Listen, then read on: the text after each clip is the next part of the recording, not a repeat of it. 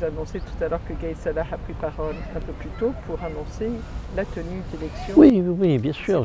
J'ai eu cette information et elle me semble crédible. Donc, à première vue, l'autorité militaire a décidé de passer en force. Le vrai problème, c'est de savoir quelle sera la réaction du mouvement populaire. Parce que il est évident que le mouvement populaire a fonctionné sans désemparer depuis 6 mois, mais qui n'a pas faibli en dépit du ramadan, de l'été, etc. Le danger? Le danger, c'est qu'on vire vers une confrontation violente. Tu avais des revendications à l'époque où on t'avait sollicité pour rejoindre le panel, revendications qui n'ont pas abouti, elles sont toujours les mêmes? Toujours, oui, toujours. Bon, je résume juste très rapidement. Donc nous avons la voie du dialogue prôné par l'autorité militaire. C'est le panel. Ça ne fait pas l'affaire du mouvement populaire. Parce que le mouvement populaire reproche au panel de reproduire une transition clanique, une transition intrasystémique. Et ça, le mouvement populaire n'en veut pas. La deuxième façon, c'est d'aller à la base. C'est la plateforme pour une Algérie libre et démocratique. Je répète encore que c'est une très belle plateforme avec une très haute teneur doctrinale et philosophique. Et ça, si on pouvait réaliser ça, c'est le substrat de la refondation nationale dont a besoin le pays. Mais malheureusement, pour moi, ça relève de l'utopie. Moi, je l'ai dit, ce que j'ai dit dès le départ, bien sûr, chacun a son point de vue, chacun peut se tromper. Moi, j'avais dit dès le départ, électrochoc politique. C'est-à-dire, moi, rien ne peut venir, premièrement, si les choses ne viennent pas du sommet, mais d'en haut. Deuxièmement, s'il n'y a pas un certain pragmatisme. En période révolutionnaire, on a le droit d'être pragmatique dans l'intérêt supérieur du pays. Troisièmement, si on se met dans l'axe du pragmatisme révolutionnaire, il faut faire comme dans toutes les révolutions et dans toutes les transitions, c'est-à-dire baliser le terrain. C'est ce que j'ai appelé une charte d'éthique et d'honneur à faire signer par tous les partenaires de la vie politique nationale. Et j'ai eu le plaisir, en étudiant toutes les transitions qui se sont les dernières transitions dans le monde, que partout il y a eu cette espèce de charte que les Sud-Africains ont appelée une charte des droits inviolables. Il y a 36 droits et règlements inviolables.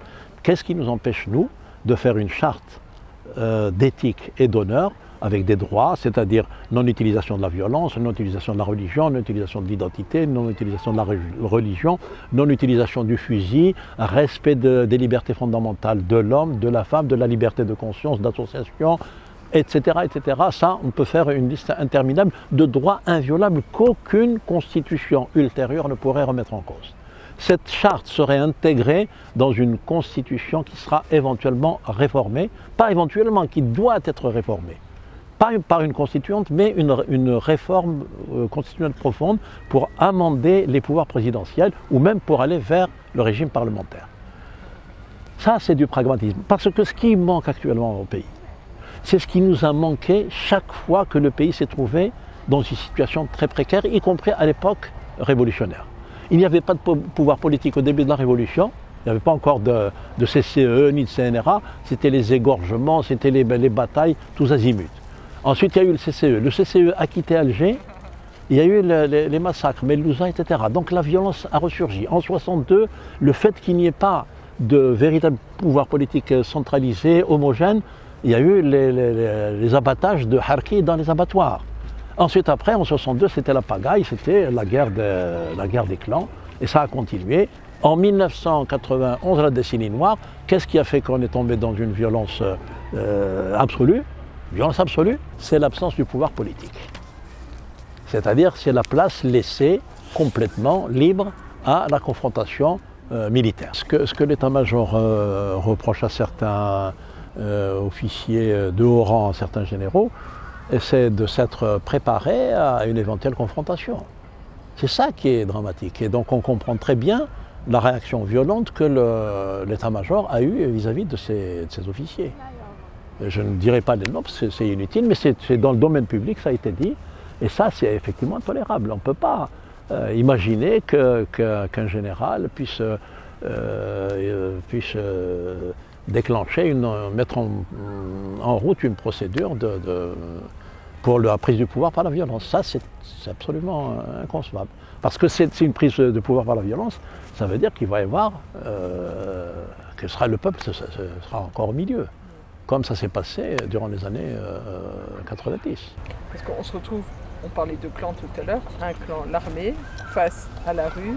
Oui, bon, l'armée déjà, c'est pas. L'armée, il faut distinguer l'armée institutionnelle. C'est l'armée institutionnelle, c'est-à-dire c'est l'armée visible qui est comptable de ses actes et de ses faits. C'est incontestable, on ne peut pas... ce que fait Gaïd Salah, il le fait ouvertement, il est chef d'état-major, il est comptable de ce qu'il fait. C'est-à-dire s'il fait une bêtise, on sait que c'est lui qui l'a faite. Voilà. Le vrai problème, c'est de ne pas savoir qui a fait la bêtise. Il fut un temps, dans notre pays, où il y avait des bêtises innommables, des turpitudes innommables, qui ont été faites sans qu'on sache vraiment qui les a faites. Or là, ce qui se passe, nous sommes devant une armée institutionnelle, visible, comptable de ses faits et de ses gestes. Mais, il faut dire encore, qu'elle est dans la position d'un clan, que c'est la résurgence de la lutte des clans. Puisqu'elle a en face aussi ce qu'ils appellent la Issaba, c'était un clan, et c'est encore un clan. Je rappelle qu'aujourd'hui, l'Algérie est toujours dans une situation exceptionnelle. Extraordinaire, oui. Extraordinaire. On n'a pas de président de la République reconnu, officiel. Non, parce que le problème, c'est que les institutions qui existent actuellement sont hors légalité. Et je ne parle même pas de la légitimité. La légitimité, encore, on est très loin. Donc nous sommes dans une situation de non-légalité des institutions. Jusqu'à quand cette situation c'est à ça que veut mettre fin l'autorité militaire en voulant faire une élection présidentielle au plus vite. Au risque, que dit la rue? On répète que... Au risque de se voir désavoué par la rue. Le problème, c'est si on décide de faire des élections présidentielles. Moi, je ne suis pas absolutiste. Les élections présidentielles, c'est peut-être une solution, mais ça ne nous permettra pas de changer de système. Ça ne nous permettra pas de faire une refondation nationale. C'est juste une transition systémique, intrasystémique. Voilà, c'est ça le vrai problème. Donc maintenant, si les positions sont fixées, sont irréductibles, à ce moment-là, il faut s'attendre à ce qu'il y ait des heurts très violents. Parce que dans la rue, les gens, ils contestent, ils ne veulent pas aller aux élections. Il faut le dire avec réalisme, sans dire vraiment ce que nous souhaitons, ce qu'on souhaite soi-même. Mais la réalité est qu'il y a un pouvoir militaire qui tient les rênes du pays, qui veut sauver une certaine stabilité, moi je lui fais crédit de cela, mais qui a en face un peuple qui rejette ce type de solution et qui veut aller vers un changement total de système. Maintenant, le mouvement populaire lui-même a besoin de préciser ce qu'il veut, parce que rester dans le Yetnahaouga, c'est pas un programme. J'allais te demander, ce n'est pas un programme. Que les slogans ont évolué. Non, ce n'est pas. Oui, mais qu'ils partent tous, c'est pas un programme. Il faut d'abord, il faut qu'il y ait des projets qui sortent de ce Hirak. Deuxièmement, même si on veut exprimer des revendications en pratique, il faut changer de slogan. Il faut affiner le slogan. C'est ça qui est important. On ne peut pas continuer comme ça. Voilà. Alors, la solution pragmatique que je préconisais, c'était que toujours, on l'a fait à l'époque de Boudiaf, c'est que l'armée accompagne le Hirak, accompagne le mouvement populaire, parce que je répète encore une fois, l'armée, elle ne peut rien faire sans l'assentiment du peuple. Eh oui, qu'on le veuille ou non. Sauf à la forcer, comme ça a été fait dans le passé. À forcer le peuple, comme ça a été fait dans le passé. Mais le peuple lui-même, on ne peut pas imaginer qu'il puisse aller vers une transition, une transition générationnelle historique, au sens de fin de cycle historique, si l'armée ne l'accompagne pas.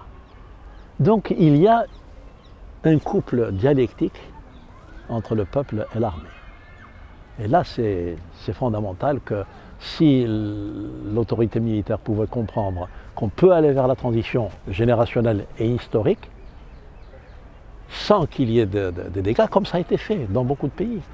Ça, je suis persuadé que, d'une part que c'est possible, et d'autre part que ce sera la solution à moindre frais. Ça se prépare, mais pas dans la hâte. Oui, bien sûr. Ça pourrait passer par quoi? Hein? Un référendum? Comment? Ça pourrait passer par quoi, cette transition, cet accompagnement que tu évoquais? D'abord, oui, je n'ai pas été jusqu'au bout de mon idée. D'abord, il faut restaurer une haute autorité politique pour le pays. Ce qui manque actuellement, c'est une haute autorité politique d'arbitrage entre toutes les forces présentes sur le terrain. Parce que si l'armée se considère comme... ça, ce n'est pas accepté. Le seul pouvoir qui sera accepté, c'est celui qui sera situé au-dessus de la mêlée.